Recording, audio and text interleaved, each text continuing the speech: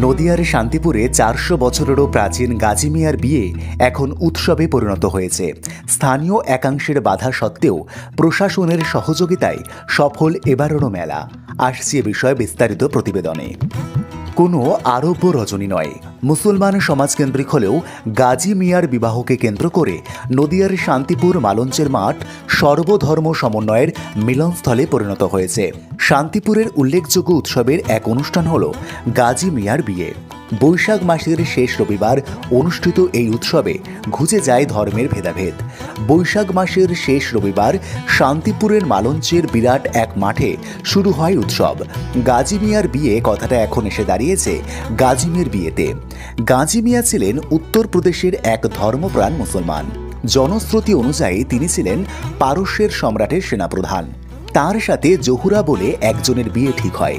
বিয়ে করতে যাবার পূর্ব মুহূর্তে যুদ্ধের ডাক আসে। তাদের বিয়ে আর হয় না।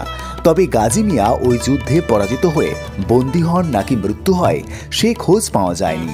অন্যদিকে জহুরা প্রতীক্ষায় থেকে বহু বছর বাদে অসুস্থ হয়ে মৃত্যু হয়। অতৃপ্ত ভালোবাসার এই কাহিনীকে স্মরণীয় করে রাখতে নদিয়ার শান্তিপুরে বসবাসকারী তৎকালীন সময়ের 2-4 ঘর মুসলিম ধর্মাবলম্বী মানুষজন এই মেলার সূচনা করেন।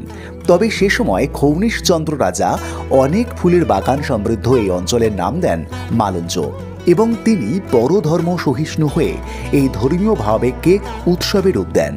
তারও পরবর্তী সময়ে মুসলমান সম্প্রদায়ের খন্দকেরা এই মেলার প্রচার ও প্রসার ঘটান। পূর্ব পাকিস্তান ভাগ হয়ে যাওয়ার সময় তারা সেখানে চলে গেলে স্থানীয়দের ওপর দায়িত্ব দিয়ে যান এই ঐতিহ্য বজায় রাখার। সেই সময় থেকে আজ পর্যন্ত ক্রমশ উত্তরোত্তর শ্রীবৃদ্ধি ঘটছে এই মেলার। শান্তিপুর সহ জেলা এবং রাজ্যের বিভিন্ন প্রান্ত থেকে মানুষ এসে গাজী মিয়ার কাছে মানত করে থাকেন সন্তান লাভ সহ শারীরিক বিভিন্ন রোগ মুক্তির, এবং তা কার্যকরী হলে পরের বছর সাধ্যমতো এবং মানত অনুযায়ী মিষ্টি, মুরগি, খাসির মাংস সহযোগে দুপুরের মধ্যাহ্ন ভোজ করান এলাকার প্রান্তিক মানুষজনদের। মূলত প্রতিবেশী দুটি পাড়া দুটি বাঁশে সিল্কের রঙিন কাপড় জড়িয়ে বাঁশের মাথায় কালো চামড় লাগিয়ে প্রতীক্ষায় থাকেন বিবাহের। ঘটক ভাগ্নে অর্থাৎ এক কাঞ্চি আমন্ত্রণ জানায় মামা গাজী ও মামি জহুরার কাল্পনিক বিবাহের। দুই পক্ষের দুই বাঁশ পাশাপাশি পোঁতা হয় গাজিমের মাঠে। বৈশাখের হাওয়ায় বাঁশের ডগায় লাগানো চামড় বেঁধে দুই বাঁশের ঠোকাঠুকি লেগে যায়, ভেস্তে যায় বিয়ে। সকলেই প্রতীক্ষায় থাকে 1 বছরের। আবারও এই ঘটনার পুনরাবৃত্তি। এইভাবেই লোক সংস্কৃতি এখন উৎসবের চেহারা নিয়েছে। এই উপলক্ষে মেলা চলে আসছে 7 দিন যাবৎ। লক্ষাধিক দর্শনার্থীদের সমাগম ঘটে। তবে প্রথম 3 দিন মেলার প্রধান আকর্ষণ কাঁচা মিঠে আম, তালশাঁস এবং লিচু বিক্রি, যা হয় প্রায় সারা রাত ধরে। নাগরদোলা, বাদাম, জিলাপি সহ মেলা ভরে ওঠে নানান রকম মেলার উপকরণে। স্থানীয় এবং পার্শ্ববর্তী ওয়ার্ডের কাউন্সিলর এবং পুলিশ প্রশাসন থেকে সহযোগিতা পেয়েছেন বলেই জানিয়েছেন বর্তমান মেলার কর্মকর্তাগণ। তারা বলেন, অতীতে এই মেলার সংক্ষিপ্ত ইতিহাস পাঠ্যপুস্তকে স্থান পেয়েছিল প্রয়াত জননেতা অজয়দের প্রচেষ্টায়। তবে বর্তমানে মেলা বন্ধ করে সেই জায়গায় প্রমোটারি করার চেষ্টা চালাচ্ছে কিছু অশুভ শক্তি। তাদের প্ররোচনায় প্রশাসনের একটা অংশ ওই ঐতিহ্যের ধারাবাহিকতা বজায় রাখতে উৎসাহী হচ্ছে না। তবে তারা আশাবাদী আগামী দিনে ভুল ভেঙে মেলা তার নিজস্ব ঐতিহ্য বজায় রেখে চলতেই থাকবে। নদিয়া থেকে বলয়তে নিউজ নদিয়া। প্রায় 500 বছর, তাই তো? আপনার নাম? আমার নাম ইসমাইল শেখ।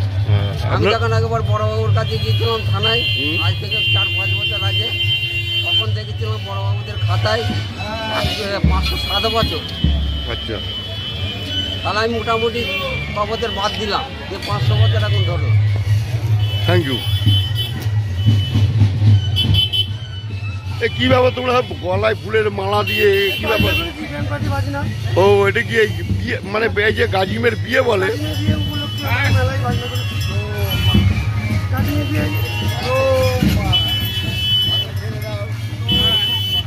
আচ্ছা আচ্ছা, এই যে এই আপনি যেটা বুলাচ্ছেন এটা কি বলা হয়? ও, তো আপনাদের এই লোকসভা নির্বাচন বলে থানা আসার আগেই আমরা পিছিয়ে দিয়েছি 1 মাস, 1 সপ্তাহ। যে জ্যৈষ্ঠ মাসের প্রথম সপ্তাহে করেছি আমরা। আচ্ছা, এখানে এবারটা এই মেলায় মোটামুটি 40 দল বাজনা আছে, সব রকম বাজনা, সমস্ত দোকান পাশারি আছে। আমার আজকে ভারত স্বাধীন হয়েছে তখন আমার 2.5 বছর বয়স। তখন থেকে আমি এই মেলার পেছনে লেগে আছি, এখনো পর্যন্ত মেলা করে আসছি। যতদিন আমার ক্ষমতা আছে এই মেলা করে যাবো। তো এবার কি সমস্যা হচ্ছে? যে এবার সমস্যা হচ্ছে এই মাঠ হচ্ছে মুসলিম জনসাধারণ ব্যবহার্য, প্রকাশ্য পীরের মেলা, এই সম্পত্তির কোনো খাজনা ট্যাক্স নেই। এই সম্পত্তি আমি জানতে চাই কি করে মালিকানা হলো। এটা কি এর মধ্যে হলো হঠাৎ করেই? এই হঠাৎ করে এই 3 বছর করেছে। তো এখন কি তারা কি বলতে চাইছে? তারা বলতে চাইছে আমাদের মাঠ, আমরা মসজিদের। তাই এটা কাদের মাঠ অ্যাকচুয়ালি মাঠ মুসলিম জনসাধারণ। এবারও যে নতুন রেকর্ড ওরা করেছে, সেই রেকর্ডে গাজনের মাঠ বলে রেকর্ড হয়েছে। আবার বাবার নাম কারিকর, বাবার নাম হয়েছে শেখ, ছেলের নাম হয়েছে কারিকর। যে রেকর্ডটা হয়েছে ওতে 4 জনের। মেলা কিসের সঙ্গে যুক্ত আপনি? এই এখানে মেলার সঙ্গে যুক্ত, সংসারে কাজ করে যেটুকু সময় পাই। গাজিম তোলেন আপনি? আমি গাজিম তুলি। হওয়ার কথা ছিল বৈশাখ মাসের শেষ রবিবার, আমরা প্রতি বছর করি। এবার ওই ইলেকশন, আমাদের লোকসভা ইলেকশনের জন্য থানা থেকে আমাদের একটু আছে পিছনের জন্য আবেদন করে, এবং সেই আবেদন আমরা দেখেছি যে না যুক্তিযুক্ত, যে গণ্ডগোল হলে অসুবিধা হবে, অনেক আছে ফোর্স আছে, সব আছে, ওই জন্য আমরা এক সপ্তাহ পিছিয়ে দিই। আজকে বেশ কিছু মানুষ প্রথমে বিধায়কের বাড়িতে গিয়েছিলেন, থানায় গিয়েছিলেন, তাদের দাবি হচ্ছে এই জায়গাটি যেটা আপনারা গাজনের মেলা করছেন সেটা তাদের জায়গা, আগে ব্যক্তিগত মালিকাধীন, এবং পরবর্তীকালে তারা সেটা এখন কি বলবেন এই বিষয়ে? এই বিষয়ে বলা বলতে, এই সম্পত্তি এটা হচ্ছে আমাদের এখানে টোটাল যে সম্পত্তিটা আছে, একদম আমাদের স্কুল থেকে নিয়ে সিটি ক্লাবের মাঠ, মাদ্রাসা, শামসুল উলুম মাদ্রাসা, এখানে আছে পার্ক থেকে নিয়ে এই গাজিমের মাঠ, আর হচ্ছে আমাদের ঈদগাহ, এই যে টোটাল জায়গাটা হচ্ছে রাজা ফণীশচন্দ্র রায়বাহাদুরদের ছিল। তিনি হচ্ছে সেই রাজা, তো হচ্ছে একটা সময় হচ্ছে ওই খণ্ডকারদের দিয়ে আছে এই জায়গাটা দেখভাল করার জন্য দিয়ে যায়। সেই থেকে এই প্রায় 400 বছর ধরে এই গাজিমের মেলাটা এখানে হয়ে আসছে। এই রিসেন্ট হচ্ছে আমরা শুনছি এই 2-3 বছর ধরে আছে, আমাদের খাদিম সাহেব বললেন যে এটা আছে মাদ্রাসার রবিবার থেকে এই মেলাটা আবার শুরু। আপনার নাম পরিচয়? আলাউদ্দিন শেখ, সম্পাদক সুধাগড় সিটি ক্লাব।